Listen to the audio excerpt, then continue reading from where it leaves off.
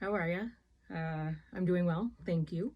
I am Amanda of the MandaMadeIt podcast, and I thought I would do a little bit something different. Not quite it's not a podcast really. Um, I have discussed previously in various places that I am a new spinner, spinning yarn. And I started in July of 2021. And I did start with a drop spindle. And I knew from using the drop spindle that I enjoyed it thoroughly and immensely, and that I wanted to continue on with it. So I very, very quickly ordered myself a little e-wheel, the Nano, from Electric Eel Wheel. It's not a huge financial investment. It was very attainable for me to make the choice to purchase that before really deep diving into a much larger purchase. However, when I got the e-wheel, I stopped drop spindling. And so I had only drop spindled for probably a month and a half. My technique, because I was still learning, was leading to some shoulder pain, and that's a 100% a me problem, not the craft itself. I was not doing it correctly. So I do want to put that out there, because the purpose of this video is that I want to get better at drop spindling. I love that spindling with drop spindles or supported spindles or Turkish spindles or whatever is so portable. The name of my game is portable. Easy to pick up, easy to put down. I have small children. This is kind of like what I'm looking for. So I decided to pick up the drop spindle again. And I thought that I would share with folks what it looks like when a beginner, because I am a beginner. I mean, I haven't touched it in 7 months, six or 7 months. And I do have other spinning experience, which does lend itself to this, but I want other people to see what it looks like when somebody who doesn't really know what they're doing picks something up and tries it for the first time, or very close to the first time. I recorded my goal, and what I do is I spin for 15 minutes a day. That is a trick or tip that is everywhere in the books and on the sites and on the people who spin and what they talk about. And what works is if you just give yourself 15 minutes a day to practice it without huge expectations, you will get better, and you'll be amazed at what will happen in those 15 minutes a day. And so I thought that what I would do is record my first 15 minutes, and I'm going to continue to talk about through the video. I'm going to put that video up on the screen. You guys can watch that if you would like, and I'm going to talk through it and maybe discuss some of the things that I think might be worth discussing. I'm going to warn you, I did this on a Sunday, no makeup, hair was washed, but didn't do a dang thing with it. I'm wearing like the most comfy overalls ever. I am not pregnant. They may look like maternity overalls. They are not. They're just really comfy, linen-y type things. Anyway, without further ado, I'm going to get that set up and we'll see how it goes. I would love if you enjoy this. I can do more of it. Leave me a comment, like the video, subscribe if you find this stuff interesting. My goal is to share spinning as a beginner. I'm not trying to teach you anything, because I am learning. But I want to show people how accessible it is to not be great at something to start. Like, it's okay. You're going to have missteps. Like, I'm not going to be a highly curated person with what I show you. So anywho, without further ado, let's get into it. See you on the other side. All right, let's see if I can do this. Okay. So I will be looking down at my other monitor that I am watching myself do this on. So let's see, I'm attaching a leader of sorts. Now, when you begin, you can use some other yarn that's pre-made or as a leader. I find that it's much easier. I like the idea of not doing that if I don't have to. Move something out of the way. And, you know, one of the things I struggled with when I was doing this before is the idea of going clockwise, counterclockwise, what matters, what's important. That was me realizing that I needed to do some park and draft stuff, that I wasn't just going to be able to stand up and start doing this again. Park and draft is just when you add the twist and then you stop it, stick it between your legs and your armpit, whatever, to draft out. And before, when I had started doing this, I really struggled with how to hold my body. Do I stand up? Do I sit down? Do I sit on a high stool? You know, there's so many different things to do. I was trying the roll it on your leg to get more spin momentum into the thing. I'm terrible at butterflying. I don't do well at it. I don't know. I'm just fumbling around, which is really okay. You're gonna fumble. It's gonna be finicky and it's gonna be fiddly and uncomfortable because you don't have muscle memory yet to figure out how to do things. You also have to get used to your tools and how they work. I mean, supported spindling and drop spindling are very different. Even though they're the same, they're very different. You know, I don't know, what comparison can I make? Apples and oranges, kind of. They're both fruit, but they taste very different. They produce different things.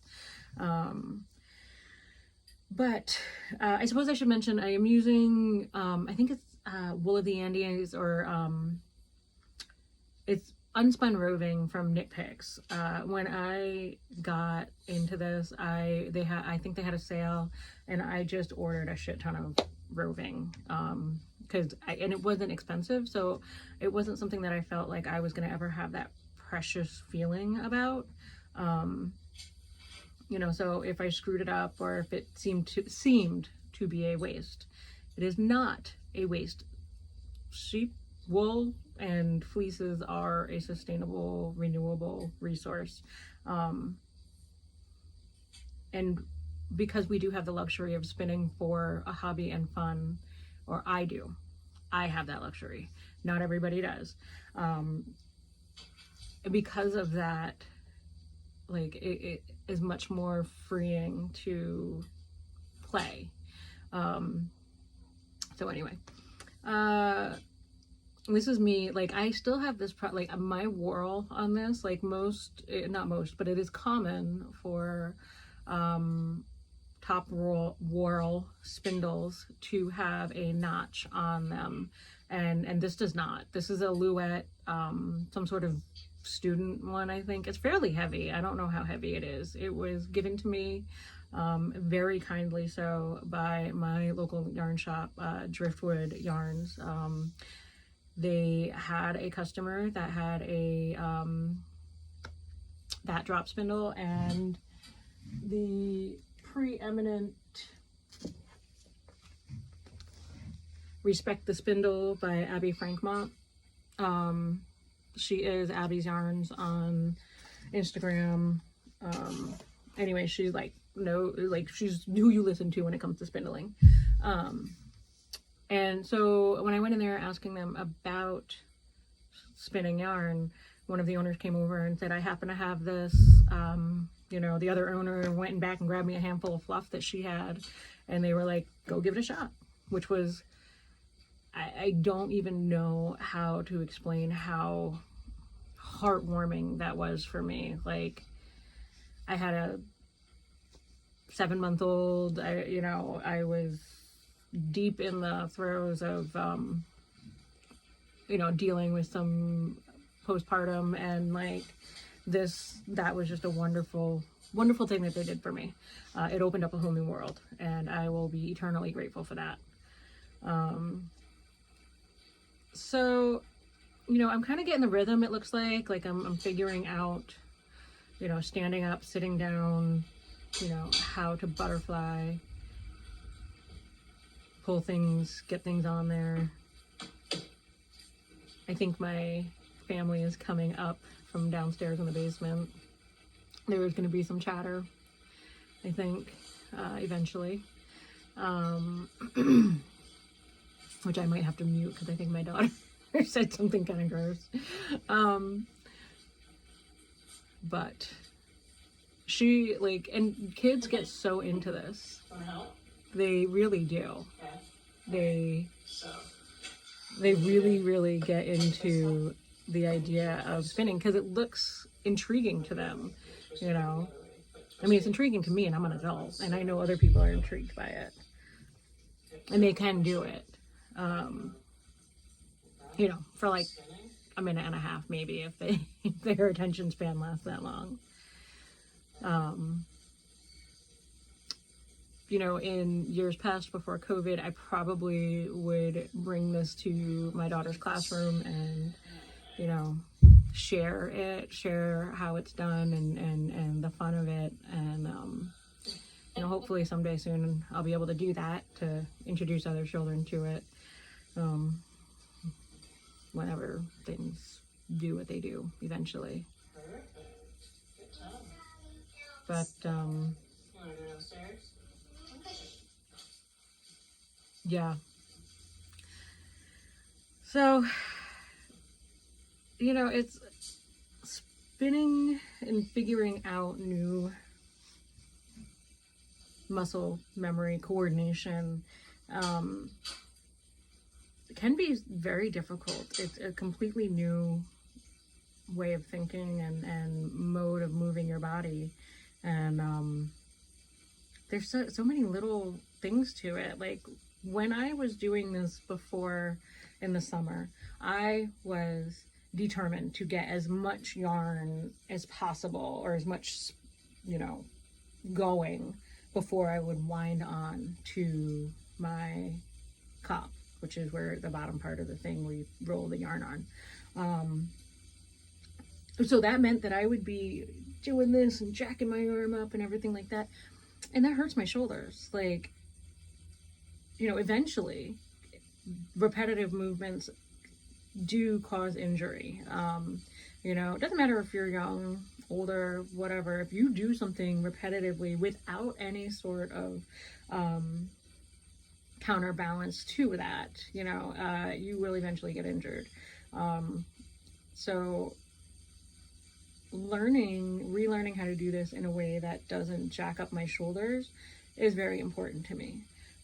Also, doing this allows me, or not forces me, but to do it standing up, like knitting. I can walk and knit, but when it comes to spinning at a wheel, you're not going anywhere. I mean, you can pedal for, like hell, but you're not going anywhere. Your body's stuck in this position, And if you are paying attention and trying to do things ergonomically, maybe you'll be okay. But chances are, a lot of people do not pay attention to that and do not do that. And I'm one of them, So it is important to me to be able to have this as, when I need a break from knitting, crocheting, spinning on the wheel. When I want to be able to do something, like if I take my kids to the park and they're off running and playing, and I don't want to just be sitting. I can walk around and, do this with a drop spindle. So, I can still see myself struggling with getting the yarn to hook onto the hook in a way that, isn't completely, that doesn't come off. I do think that I was drafting fairly consistently, thicker than I think eventually I would want to, but it is a bigger spindle, so it won't, a heavier spindle, I should say. It won't, I don't think I could do very fine yarn on it. do have some smaller ones that I will attempt to do some finer yarn on for sure.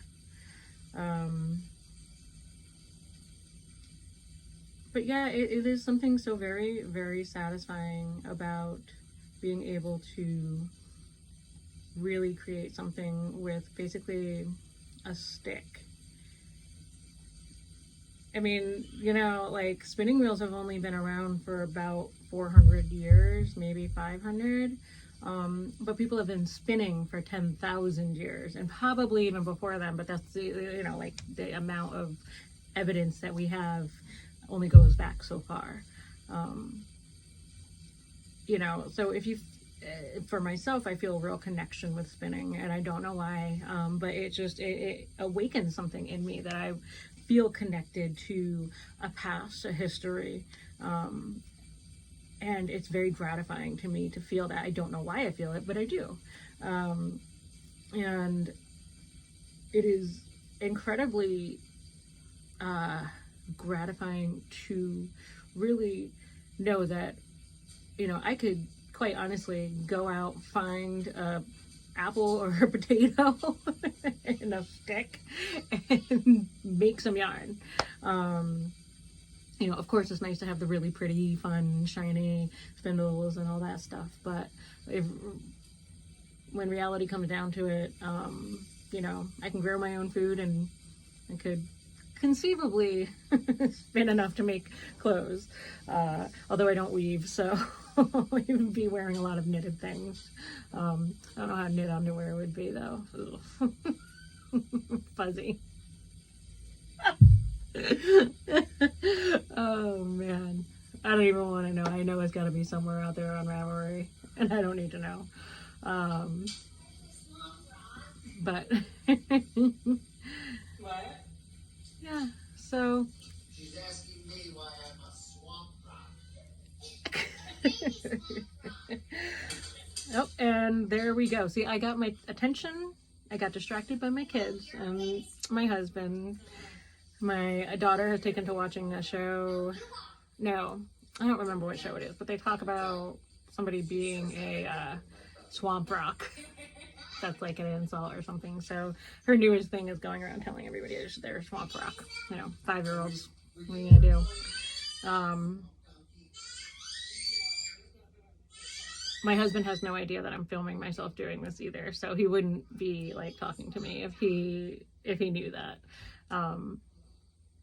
But this is what it's like in real life when you are learning a new skill.